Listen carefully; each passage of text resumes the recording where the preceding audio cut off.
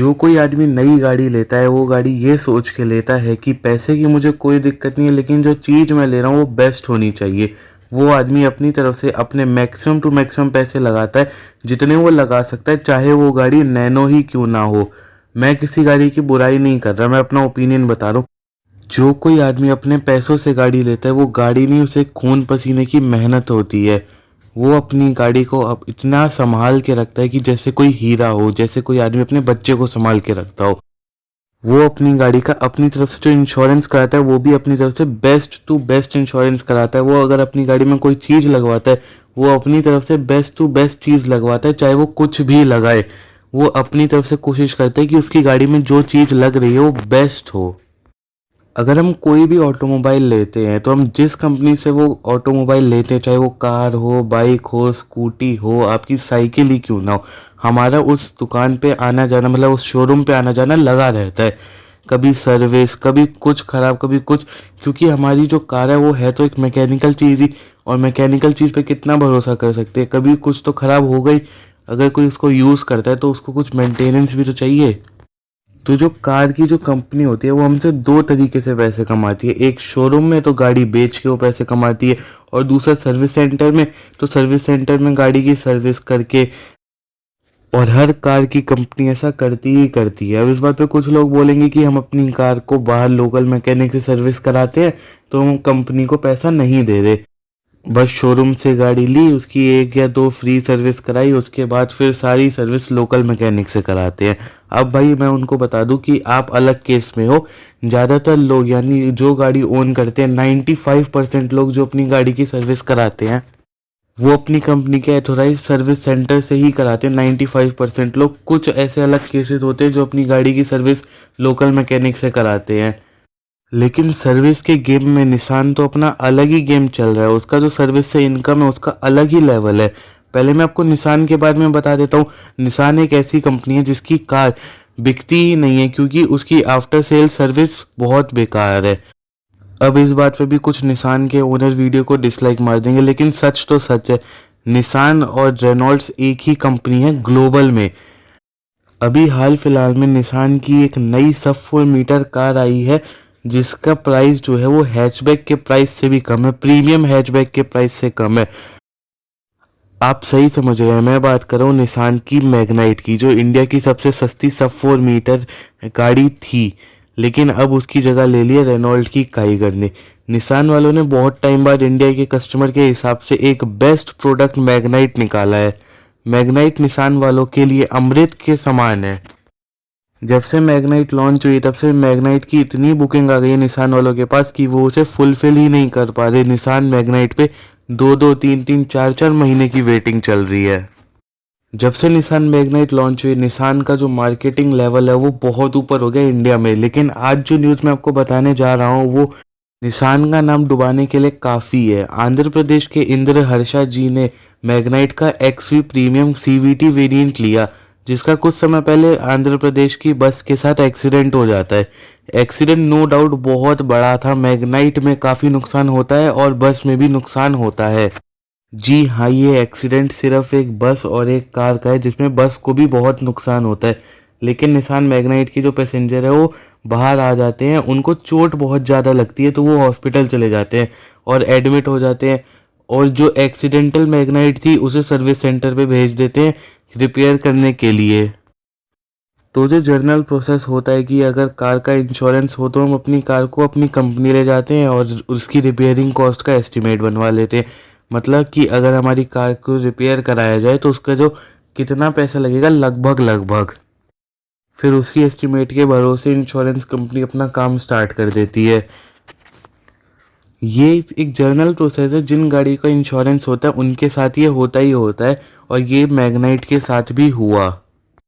लेकिन जब निसान वालों ने कार का एस्टीमेट रिपेयरिंग कॉस्ट ईमेल किया कस्टमर को, तो वो सर एक्सीडेंट से तो बच गए, लेकिन उस ईमेल से उनको हार्ट अटैक आते आते रह गया। क्योंकि जो कार निसान की है वो 5-5.5 लाख से लेके 10 लाख तक बन के बिक रही है। अब वो बिक रही है तो बनने में और बेचने में थोड़ा तो उन्होंने भी प्रॉफिट कमाया होगा। मतलब वो 5.5 लाख से भी कम के रेट में बन रही है वो गाड़ी। लेकिन निसान वाले जो उसकी रिपेयरिंग कॉस्ट का एस्टिमेट कस्टमर को ईमेल करते हैं उसमें लिखा होता है 21 लाख, यानी 21 लाख रुपए मांग रहे हैं निसान वाले अपनी गाड़ी के रिपेयर करने के लिए। और तो और 21 लाख रुपए सिर्फ और सिर्फ गाड़ी को शोरूम में खड़ा करके रखने के लिए, रिपेयर करने के बाद। अगर हम अपनी गाड़ी को सर्विस सेंटर से लेके बाहर निकलते हैं तो हमें गेट पास देना होता है गार्ड को, जो गार्ड चेक करता है फिर हमें बाहर जाने देता है हमारी गाड़ी के साथ। लेकिन निसान वाले उस गाड़ी को अपने गेट से बाहर निकालने के लिए अपने जो एस्टिमेट बिल है उसका 1% मांग रहे हैं, सिर्फ अपने गेट से बाहर निकालने के लिए। मतलब आप 21 लाख रुपए मांग रहे हो गाड़ी को रिपेयर करके अपने सर्विस सेंटर में बस खड़ा करने के लिए।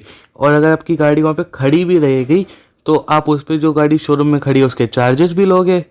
ये कहाँ का लॉजिक है? और 21 हजार रुपये मांग रहे हो कहाँ के? तो अपने शोरूम से, अपने शोरूम के गेट से बाहर निकालने के लिए कोई बंदा 21 हजार रुपये क्यों देगा? ये कहाँ का लॉजिक है? मतलब पहले कोई बंदा 21 लाख रुपए दे अपनी गाड़ी बस सर्विस सेंटर में खड़ा करने के लिए, फिर 21 हजार रुपये दे अपनी गाड़ी को फिर सर्विस सेंटर से बाहर निकालने के लिए। अगर किसी कस्टमर के पास पहले ही 21 लाख रुपए होते तो ये इनोवा क्रिस्टा नहीं ले लेता, और उससे भी बेहतर बेहतर गाड़ी है वो नहीं ले लेता। कोई बंदा मतलब अगर 5.5 लाख रुपए की गाड़ी लेता है और अगर अपनी गाड़ी को बस रिपेयर कराने जाता है और अपने घर तक लाने के लिए 21 लाख 21 हजार रुपये देगा, 5.5 लाख की गाड़ी मतलब अपना 4 टाइम्स का प्राइस देगा। इतने में वो 4 मैग्नाइट ले लेते। निसान कहाँ हो आप 5.5 लाख की गाड़ी को रिपेयर कराने के लिए 21 लाख रुपए मांग रहे हो। आमतौर पर अगर किसी कार की रिपेयरिंग कॉस्ट अगर 75% जो कार की ओरिजिनल कॉस्ट है उससे ऊपर चली जाती है तो उस कार को टोटल लॉस में दे देते हैं, वो गाड़ी टोटल लॉस में कंसिडर की जाती है। लेकिन यहाँ तो जो प्राइस है वो डबल हो गया, डबल क्या 4 टाइम्स हो गया। बल्कि जो टॉप वेरिएंट है उसका एक शोरूम प्राइस लगभग 10 लाख रुपए है, उसके प्राइस का भी डबल हो गया। अगर कस्टमर के पास पहले ही इतने पैसे होते वो मैग्नाइट लेता ही क्यों? वो इससे कोई बड़ी गाड़ी ले लेता। तो अगर गाड़ी निसान 5.5 लाख रुपए की बना के बेच रहा है और उसकी रिपेयरिंग कॉस्ट 21 लाख है, फिर तो फॉर्च्यूनर की रिपेयरिंग कॉस्ट 3-4 करोड़ होनी चाहिए। ये कहाँ के लॉजिक से निसान के सर्विस सेंटर काम करे, मुझे समझ ही नहीं आ रहा। किस लॉजिक से गाड़ी रिपेयर करे? इंजन में कोई गोल्ड वोल्ड लगा के दे रहे क्या रिपेयरिंग में, जो स्टार्टिंग में नहीं दे रहे? गाड़ी को शोरूम से निकालते ही गोल्ड नहीं दे रहे, अगर रिपेयर कराओगे तो आपके इंजन में गोल्ड लगा के देंगे, इसलिए इतने पैसे मांग रहे हैं। पहले तो वैसे ही निसान अपनी गाड़ी को टाइम पे लोगों को दे नहीं पा रहा, फिर 21 लाख रुपए सर्विस भी ले रहा है, उसके बाद फिर 21 हजार रुपये बस गेट पे दिखाने के लिए एक पर्ची जो मिलती है उसके 21 हजार रुपये मांग रहा है। फिर तो फॉर्च्यूनर को अगर गेट से निकालना है सर्विस के बाद तब तो अंबानी जी की भी जेब खाली हो जानी चाहिए। फॉर्च्यूनर तो फिर भी छोड़ो, अगर ऑडी की Q7 हो गई और भी जो महंगी महंगी लग्जरी गाड़ियाँ हो गई उनको अगर निकालना है तब। अगर यही लॉजिक हर कंपनी अप्लाई करने लग गई तो कोई गाड़ी लेगा ही नहीं। जिन लोगों को नहीं पता, लॉन्च होने के बाद भी इस गाड़ी के प्राइसेस जो है वो 2 से 3 बार बढ़ा दिए गए हैं। अगर कोई आदमी निसान से ये वीडियो देख रहा है तो फिर मुझे कमेंट में या फिर पर्सनली मेल करके आंसर दे कि 21 लाख रुपए किस बात के मांग रहे हो 5.5 लाख की गाड़ी को बस रिपेयर करने के। इस कार की रोड प्रेजेंस तो बहुत अच्छी है, बेस्ट इन सेगमेंट फीचर मिल जाते हैं, मेंटेनेंस भी कम है निसान वालों के हिसाब से। निसान वाले जो इसकी मेंटेनेंस बताते हैं वो बताते हैं 5,500। आपकी निसान मैग्नाइट तब तक ही सस्ती है जब तक आपको उसकी बस नॉर्मल सर्विस करानी है।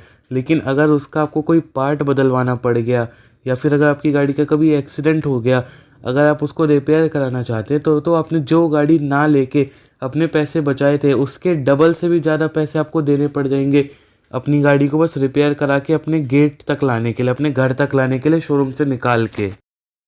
तो आज की इस वीडियो में बस इतना ही। आपको क्या लगता है निसान अपनी गाड़ी को बस रिपेयर करने के और गेट से निकालने के 21 लाख रुपए 21 हजार क्यों मांग रहा है? आपके इस बारे में क्या विचार है मुझे कमेंट करके ज़रूर बताइएगा। वीडियो देखने के लिए आपका धन्यवाद। आपका दिन शुभ रहे।